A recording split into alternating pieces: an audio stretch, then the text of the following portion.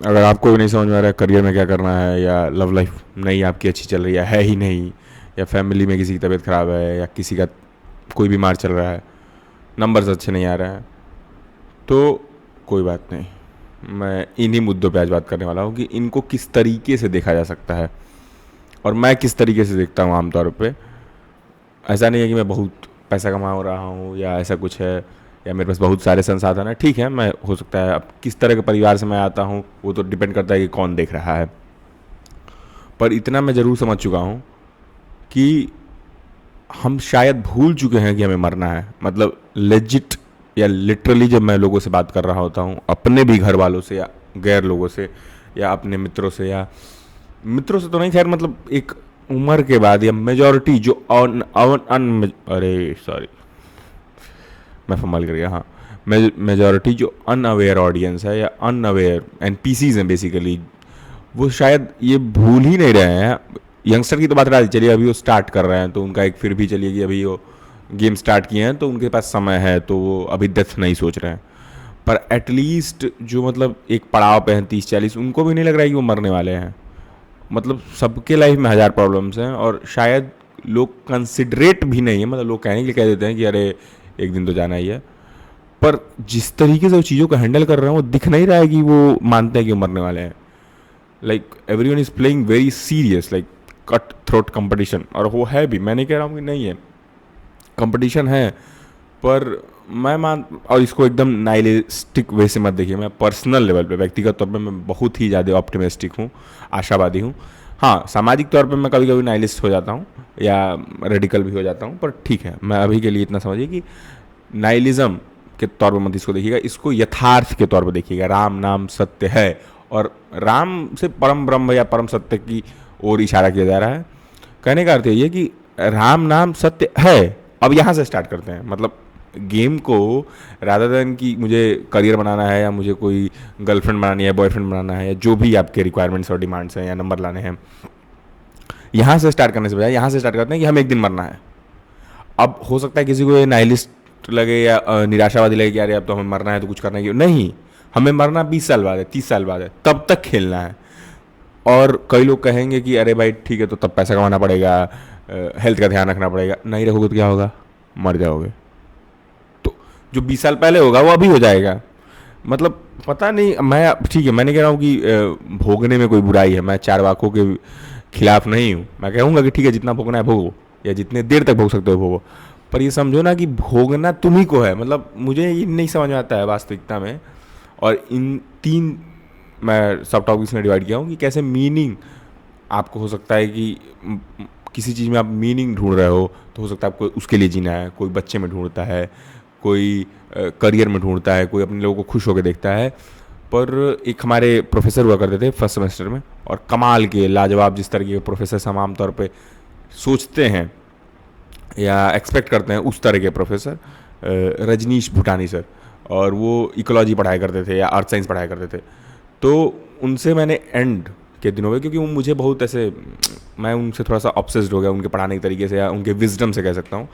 तो मैंने, या मतलब अभिभूत हो गया कह लूँ।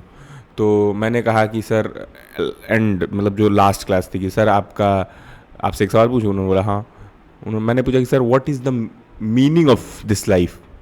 तो पहले तो उन्होंने थोड़ा हंसा, क्योंकि एक बच्चे को क्या ही फ़र्क पड़ता है 19 साल का कि क्या है मीनिंग ऑफ लाइफ। और तो मैंने उनसे पूछा, तो सर ने कहा कि there is no meaning in the life, in their life, and that is the beautiful part of the life, because you can create meaning in anything. आप सोचिए कि मतलब ये कितना, मतलब वही वही वाली बात है ना कि हमें मरना है, यहाँ से स्टार्ट करोगे ना तो आप फ्री फॉल खेल रहे हो, फिर आप डर के नहीं खेल रहे हो। मैं नहीं कह रहा हूँ कि आप डर्टी प्ले मत करो, मैं ये भी नहीं कह रहा हूँ कि नहीं आप मतलब राइट के लिए खेलो, नहीं, आपको जो सही लगे उसके लिए खेलो, आप अपने लिए खेलो, आप अपने को खुश करने के लिए खेलो। आप मत खेलो समाज के लिए, क्योंकि समाज के लिए अगर आप खेलोगे, समाज आपको भूल जाएगा कि आपने उसके लिए खेला। पर आप अपने लिए खेलोगे, आप अपने आप को याद रखोगे, चीयर करोगे और अपने ऊपर प्राउड करोगे। और समाज के लिए खेलोगे, अपने आप को दुख दोगे, जीवन भर अपने आप को कोसते रहोगे। मैं ये बिल्कुल नहीं कर रहा हूँ। तो सबसे अच्छी चीज़ है, तो आप किसी मीनिंग क्रिएट कर सकते हो। आप किसी को खाना खिलाने में, कई लोग, मैंने देखा है कई लोगों ने खाना खिलाने में मीनिंग ढूंढ लिया। फूड जो कि बेसिक नेसेसिटी है किसी भी लिविंग बीइंग का, आप उसमें मीनिंग ढूंढ सकते हो। आप अपने प्रियजनों में, परिवारजनों में मीनिंग ढूंढ सकते हो। तो मीनिंग का कोई डेफिनेशन या डिफाइन नहीं है कि आप यहीं पे इस तरीके से आप जियोगे। तो पहला तो ये है कि जब आप सीरियस नहीं हो ना, तो आप रियली उस मीनिंग को इंजॉय कर पाओगे। आप जो भी पर्पस सेट किए हो आप उसको इंजॉय कर पाओगे, ना कि कर रहे हैं बिना रुचि के, निरस्ता के। अब क्या होगा कि अगर आप बीच में हो, जैसे आप कॉलेज में तो हो, कॉलेज इंजॉय नहीं कर रहे हो, ठीक है, यहाँ पे आता है experimentation, experiment with your life. अगर आपके पास आधे घंटे हैं उसमें एक्सपेरिमेंट करो, कुछ नहीं तो आउट ऑफ द बॉक्स जाके कुछ देखना ही शुरू करो। क्योंकि मेरा मानना है, और जो भी मैंने तो बहुत कुछ नहीं बदला अपने जीवन में, पर जितना भी मैंने कुछ बदला है अपने जीवन में वो सब कंजम्पशन से ही आता है। जितना भी क्रिएट आप करते हो वो कंजम्पशन से आता है। तो आप अच्छा कंज्यूम करना शुरू करो। उसके बाद जब आप क्रिएट करोगे ना, क्रिएशन से इतना आपको लगाव हो जाता है कि आप ये भूल जाते हो कि आप नहीं भी रहोगे फिर भी ये क्रिएशन रहेगा। वो एक अलग लेवल ऑफ सेटिस्फैक्शन होता है कि yes you played your part, you did your job. तो वहाँ से आपको लगता है कि हाँ, आपने अपना काम कर दिया है, आपने कुछ क्रिएट कर दिया, आपके ना रहने के बाद भी वो रहेगा। अपने आप में वो एक सुखद अनुभूति होती है, मैं कहूँगा। ये मेरे सारे व्यक्तिगत विचार हैं कि कैसे मैं देखता हूँ। मैं ही नहीं कह रहा हूँ, फिर वही मैं नाइलिज्म से आ रहा होता तो मैं बोल रहा होता कि मत पढ़ो, मत लिखो, पेपर लीक हो रहे हैं, चाहे नौकरियाँ नहीं है तो मत पढ़ाई करो, या लाइफ बहुत टफ है मर जाओ। नहीं, मैं नहीं कह रहा हूँ बिल्कुल भी। मैं कह रहा हूँ कि अगर यहाँ से मैं बेडरॉक यहाँ से बनाना शुरू करता हूँ, मैं तो मैं कैसे जीवन को देखता हूँ, और इससे आप देखेंगे तो मेरा मानना है, इस चश्मे से अगर आप देखेंगे तो जीवन आसान हो जाएगा कंपैरेटिवली। मेरे हिसाब से तो हुआ है, तो आप अपना देख लीजिए। और उसके बाद आता है जो थोड़ा सा इसमें अब हो सकता है, मतलब नेगेटिव वे में आप परसीव कर सकते हो इसको, पर अगेन कि लाइफ का कोई रूल नहीं है, कोई रूल नहीं है, लिटरली कोई हार्ड एंड फास्ट रूल है ही नहीं। पर इसके विपरीत एक दृष्टिकोण जिनको इसी के साथ ही लेके मैं चलता हूँ, life is complex and simple at the same time. It depends on the lens from you are seeing through. क्योंकि मैं इसको हिंदी में समझाने का प्रयास करता हूँ कि जीवन आसान भी है और मुश्किल भी है। निर्भर करता है कि आप देख कैसे रहे हैं, किस से रहे हैं, किस ऑब्जेक्टिव से रहे हैं। क्योंकि अगर सपोज करिए आपको हेल्थ के मामले में डाइट और एक्सरसाइज दो ही चीज़ है, सिंपल है, आप करो हो जाएगा फिट। इसमें कॉम्प्लेक्सिटी आ जाती हैं, न्यूट्रिएंट्स आ जाते हैं, माइक्रो न्यूट्रिएंट्स आ जाते हैं, फिर उसके बाद से प्रोटीन आ जाएगा, उसके बाद से कैलोरीज आ जाएंगी और हज़ार चीज़ें आ जाएंगी, ठीक है। एक्सरसाइज में दसियों तरह के ट्रेनिंग मेथड्स हैं, दसियों तरह के ट्रेनिंग रूटीन्स हैं, किसको आप फॉलो करोगे। तो कॉम्प्लेक्सिटी भी है, पर डिपेंड करता है कि आप ऑब्जेक्टिव क्या है आपका एक्सट्रीमली फिट होना तो नहीं, आपका फिट होने वाला। तो आप ठीक है, आप थोड़ा बेसिक कि आप शुगर थोड़ा कट करके रखो, थोड़ा फास्ट फूड अवॉइड करो, और बेसिक थोड़ा हेल्दी खाओ, प्रोटीन रखो, थोड़ा सा 2-4 विटामिन डी वगैरह ये सब रखो। आप विटामिन डी, कैल्शियम, मैग्नीशियम ये सब रखो तो आप फिट रहोगे ऑटोमेटिकली। और इसमें आप जोड़ सकते हो ओमेगा वगैरह, बहुत सारी चीज़ें हैं। मेरे कहने का अर्थ यही है कि सिंप्लिसिटी भी है। इट डिपेंड्स कि आप कितना खेलते जाते हो, आप उतने पारंगत होते जाते हो, वो चीज़ें उतनी सिंपल होती जाती हैं, फिर आप उसको एक लेवल आगे ले जा सकते हो, ठीक है। उसके बाद मैं यही कहूँगा कि अगर आपको लगता है लाइफ बहुत, ये कोई सजेशन नहीं है बाय द वे, बहुत टफ है, तो ऐसी ही रहने वाली है। और होपफुली क्यों, मतलब ये और टफ होती ही जाएगी, ये आसान तो नहीं होने वाली, इतना तो मैं समझ चुका हूँ। और मुझे नहीं लगता कि कभी आसान था जीवन। अब हमें लगता है, पीछे मुड़ के हमें देखते हैं तो यादें, वो सुनहरी यादें याद आती है ना बस, पर ऐसा नहीं है, जीवन उससे भी मुश्किल था। मुझे याद है कि मुझे कॉपी बनाने में कितनी मौत आती थी, और मैं यूनिवर्सिटी में मुझे कोई कॉपी बनाने के लिए नहीं बोलता है।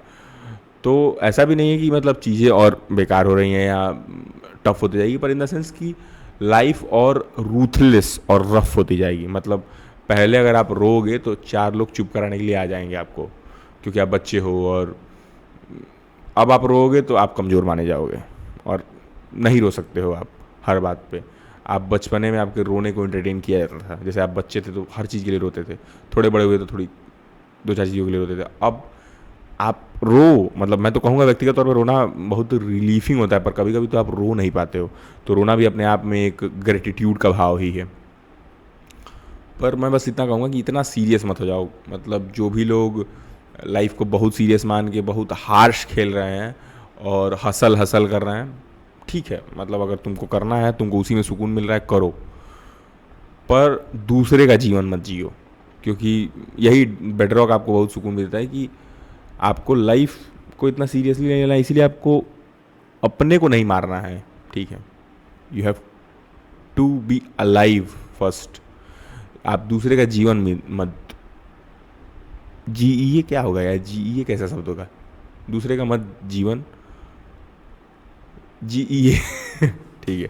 मेरे कहने का अर्थ यही है कि आप कुछ ऐसी चीज़ें ढूंढिए जिनमें आपको मीनिंग मिले, और लाइफ को फिर भी सीरियसली मत खेलिए। और सीरियसली नहीं खेलने का ना सबसे अच्छा चीज़ होता है, जैसे आपने अगर आप कुछ भी जैसे फोरआर्म को अपना ऐसे पोज करो या टेंस करो, कितने देर तक कर सकते हो, एक पॉइंट आएगा जब आपको छोड़ना पड़ेगा। और नॉर्मली मतलब रिलीफ करके खेलने का जो आनंद है, मैं नहीं कह रहा हूँ सीरियस मत रहो, पर जो रिलीफ करके खेलने का आनंद है वो टेंस करके नहीं है खेलने का आनंद, क्योंकि टेंस में आप फटीक हो जाओगे और आप आउट हो जाओगे। मेरे कहने का अर्थ ये है कि फटीक और बर्नआउट होने से अच्छा है कि आप हल्लू हल्लू चलो, ठीक है, झाड़ लगा बिड़ू झाड़ लगा ठीक है। बाकी यही है मेरे लिए आज का व्यक्तिगत, ये मेरा व्यक्तिगत दृष्टिकोण है, इसको आप सोच समझ सकते हो, इसको क्रिटिसाइज़ कर सकते हो अगर आपको लगता है, क्योंकि हो सकता है मेरा प्रिविलेज मुझे ये बोलने दे रहा है, मैं इसको भी एडमिट करता हूँ, मेरी लिमिटेशन हो सकती है। और प्रिविलेज केवल अच्छा बुरा नहीं होता, प्रिविलेज प्रिविलेज होता है। हो सकता है किसी के लिए बेखौफ घूमना हो प्रिविलेज रात को 2 बजे, क्योंकि उसके माँ बाप नहीं है धरती पे, किसी के लिए माँ बाप होना प्रिविलेज है। तो इट डिपेंड्स कि आप कौन सा प्रिविलेज पसंद करते हो अगेन। तो मेरा मानना ये है कि ये मेरा प्रिविलेज मुझे बोलने दे रहा है, आई डोंट नो, आप मुझे पॉइंट आउट कर सकते हो। बाकी मुझे यहाँ तक सुनने के लिए धन्यवाद, मेरा दृष्टिकोण सुनने के लिए धन्यवाद। बाकी thank you for listening my perspective, signing off from my side.